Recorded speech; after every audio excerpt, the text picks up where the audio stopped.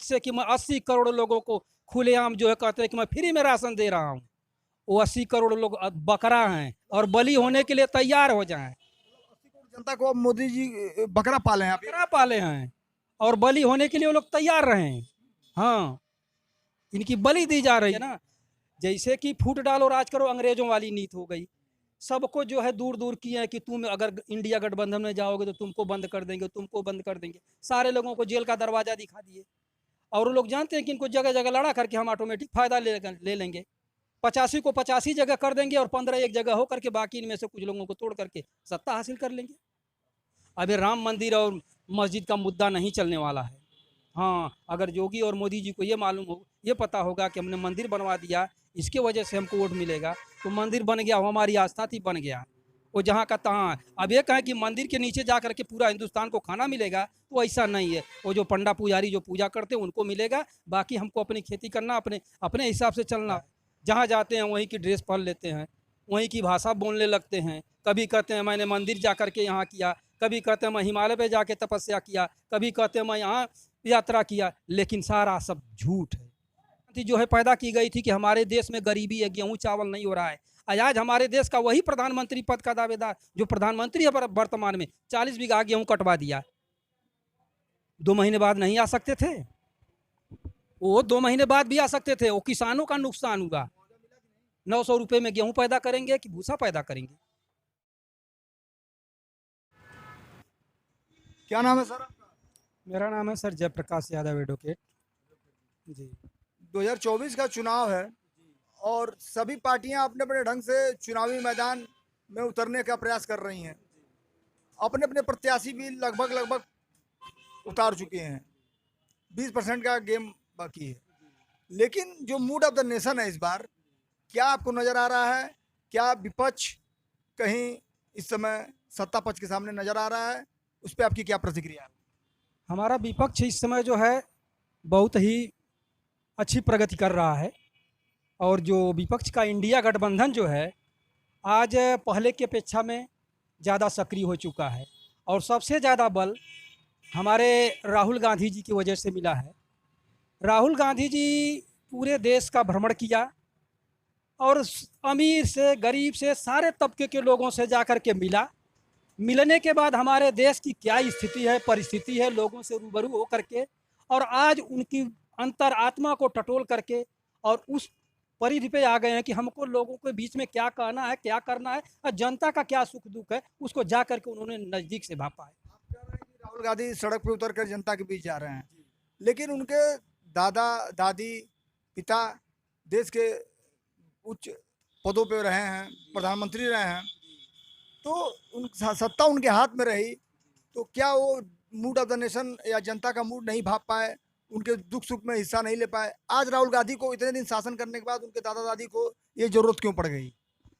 Sir ऐसा है कि पिछले 50 सालों में लोग कहते हैं कि 50 साल में कांग्रेस ने कुछ नहीं किया, लेकिन मेरा मानना है कि आज जिस प्लेटफार्म पे हम पहुँचे हैं ये कांग्रेस की ही देन है। या तो फिर राहुल गांधी को जाने की क्या जरूरत पड़ी, ये मेरा सवाल है।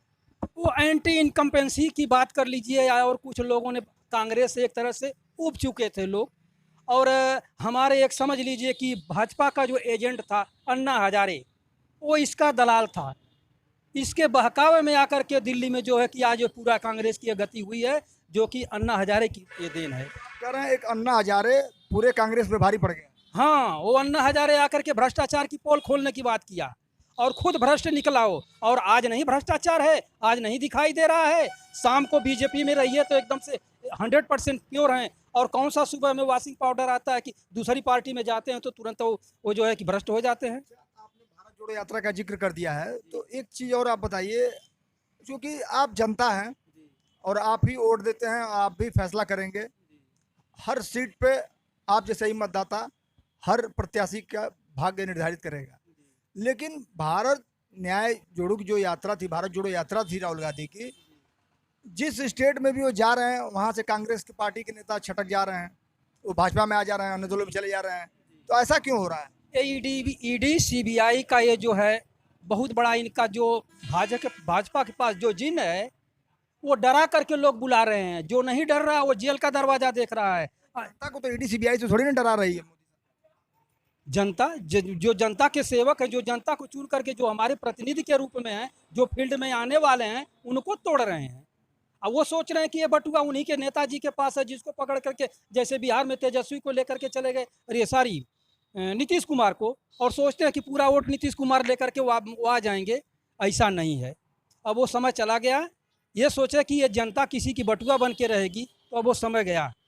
जनता इतनी समझदार हो चुकी है कि हमको क्या करना चाहिए, नहीं तो आज ये पूरा जो है कि खेल। जनता समझदार है तो जनता तो 2 बार से लगातार नरेंद्र मोदी को प्रधानमंत्री चुन रही है। ये क्यों चुन रही है? वो 80 करोड़ जो बकरा पैदा किए हैं। हाँ, बकरा पैदा किए हैं। ये जो कहते हैं खुले मंच से कि मैं 80 करोड़ लोगों को खुलेआम जो है कहते हैं कि मैं फ्री में राशन दे रहा हूँ, वो 80 करोड़ लोग बकरा हैं और बली होने के लिए तैयार हो जाएं। जनता को अब मोदी जी बकरा पाले हैं। बकरा पाले हैं और बली होने के लिए वो लोग तैयार रहे हैं। हाँ, इनकी बलि दी जा रही है। 400 का सिलेंडर 1100 में बेच कर। मतलब कि यही कांग्रेस भी तो 50 सालों तक बकरा पाली थी। नहीं सर, कांग्रेस जितनी गरीबी से लाकर क्या पाली थी कांग्रेस, क्या पाली? उस समय हमारे, देखिए आज जितना हम डेवलप किए उस समय गरीबी थी। जितने भी चिकित्सालय हैं, विद्यालय हैं, शिक्षा स्तर जो है, ये हिंदुस्तान का दुनिया का पहला देश है जो शिक्षा पे 18% 19% GST लगाया है। इसके पहले कभी लगा था? ये शिक्षा, ये बकरा क्यों बोल रहा हूँ, उनको अशिक्षित बना करके रखिए और गल्ला खिलाइए, गेहूं चावल वो खाते रहेंगे और आराम से घूमते रहेंगे। स्कूल कॉलेज तो सभी चल ही रहे हैं, शिक्षण संस्थान भी चल रहे हैं, तो कहाँ शिक्षा अशिक्षित लोग हो गए? चल तो रहे हैं सर, लेकिन कितनी महंगाई है क्या है देख रहे हैं। हमारे ज़माने में प्रैक्टिकल की फीस जो लगती थी, फिजिक्स केमिस्ट्री बायो का प्रैक्टिकल होता था। शिक्षा नहीं मिल पा रही है लोगों को। हाँ, शिक्षा नहीं मिल रहा। पहला डंडा इनको अशिक्षित रखो, शिक्षा से दूर रखो। कितने लोग, आप अपने घर के लड़कों को भेजिए स्कूल। कितने विधायक और मंत्री के लोग जाकर के प्राइमरी में पढ़ रहे हैं, इनके बच्चे पढ़ रहे हैं कोई? वहाँ जो राशन बट रहा है, जो खा रहे हैं लोग, गरीबों के बच्चे हैं। किसी मंत्री विधायक का बता दीजिए कोई पढ़ रहा है वहाँ पे? आपकी बात से एक बात तो साफ है कि आप राहुल गांधी को एक बढ़िया नेता मान रहे हैं। आने वाले कल का बहुत बढ़िया नेता है। क्या लगता है इस बार प्रधानमंत्री राहुल गांधी बन जाएंगे? जरूर बनेंगे, आने वाले कल में जरूर बनेंगे वो। यूपी में अगर हम बात करें तो उत्तर प्रदेश में कांग्रेस कहीं नजर नहीं आ रही है। नहीं आ रही है सर। यूपी से ही रास्ता होकर, यूपी से ही तो रास्ता होकर दिल्ली जाता है, यूपी बिहार से, और यहीं पे कमजोर है। तो गठबंधन के सहारे कितनी सीटें गठबंधन ने दी है उनको?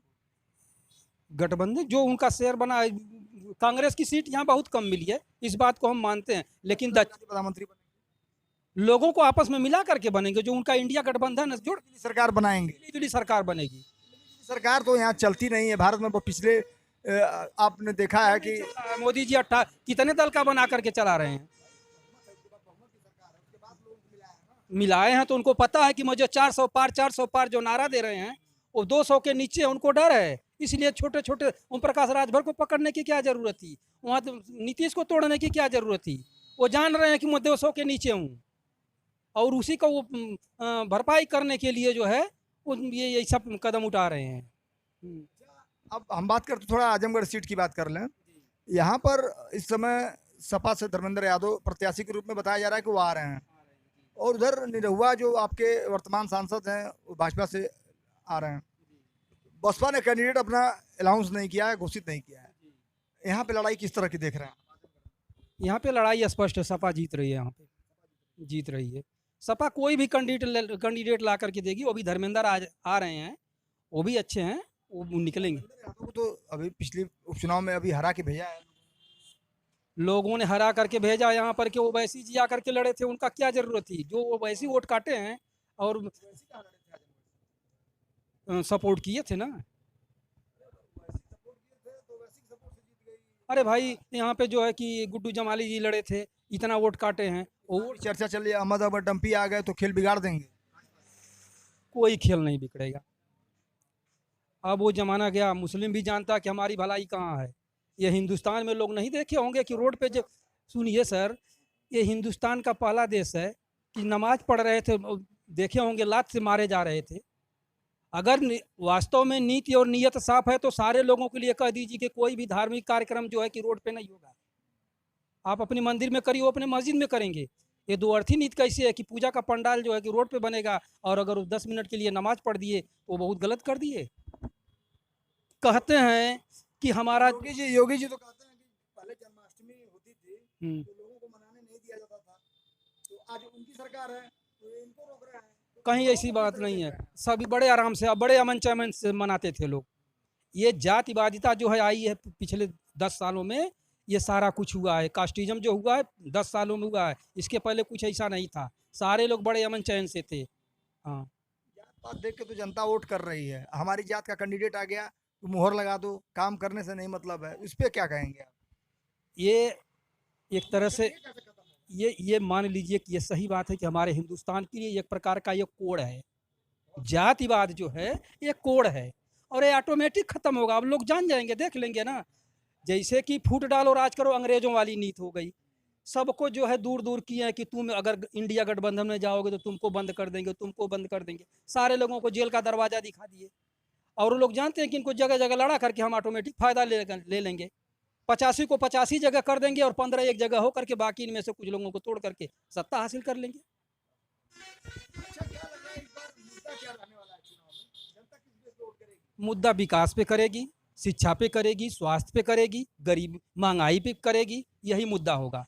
अभी राम मंदिर और मस्जिद का मुद्दा नहीं चलने वाला है।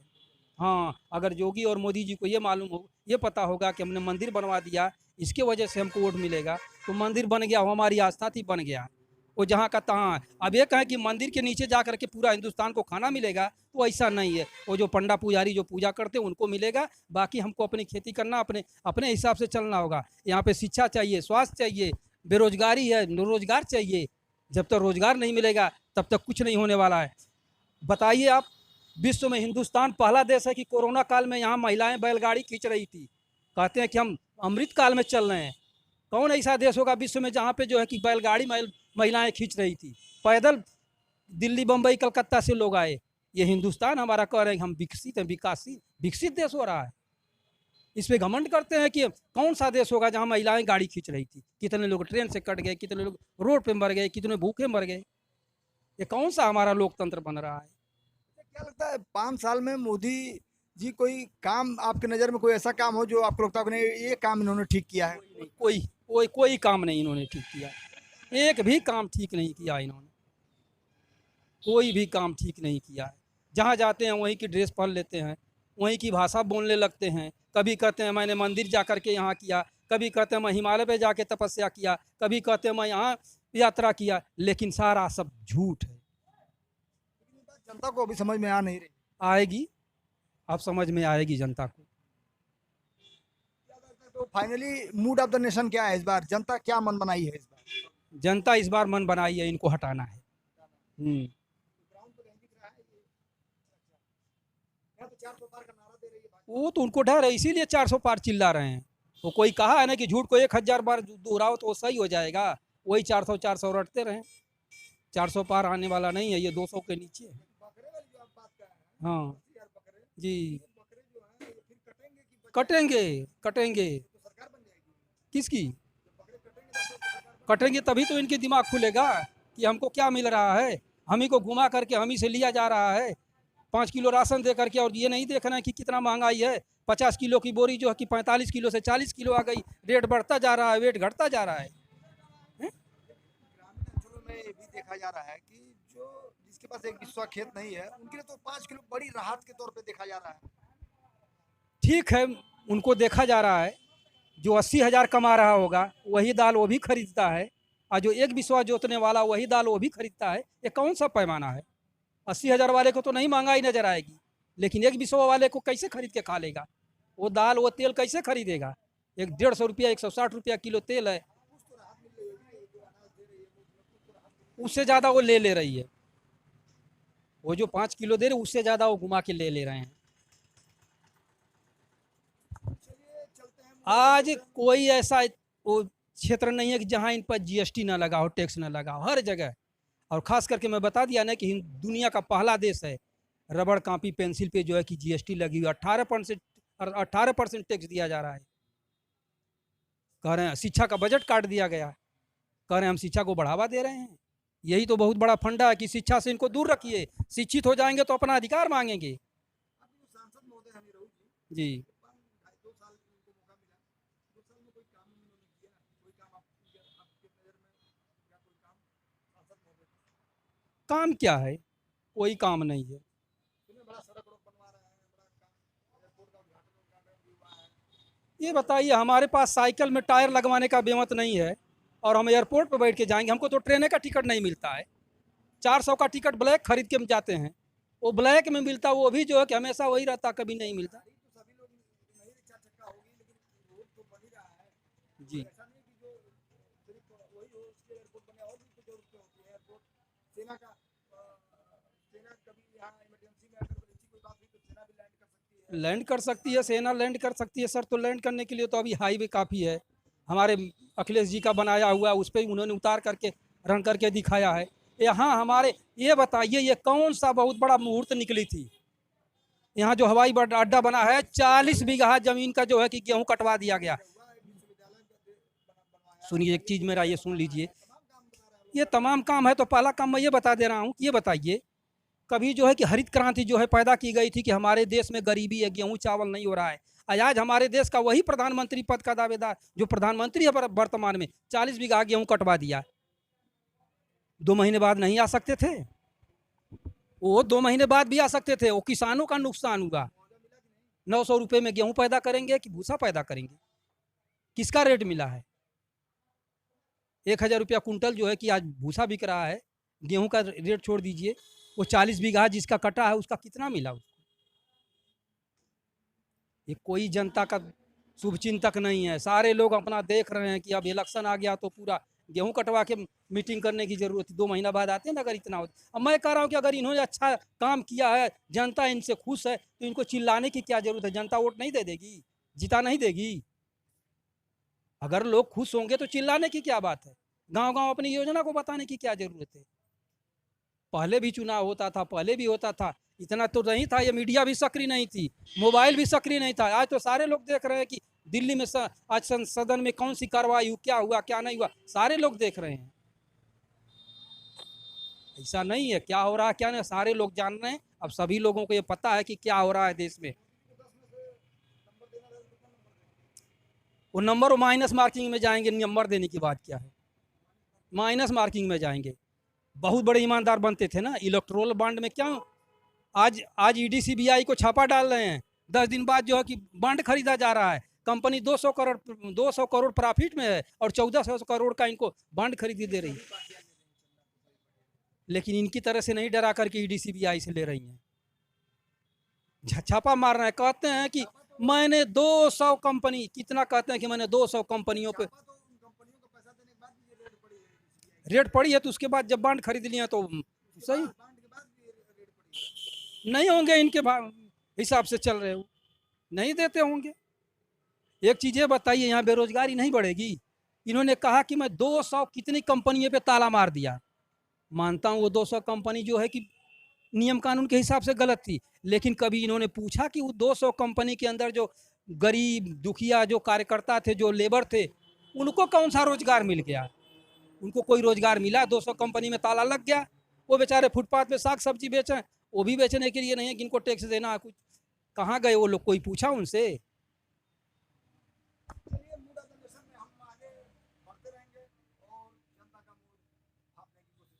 ओके, थैंक यू, धन्यवाद।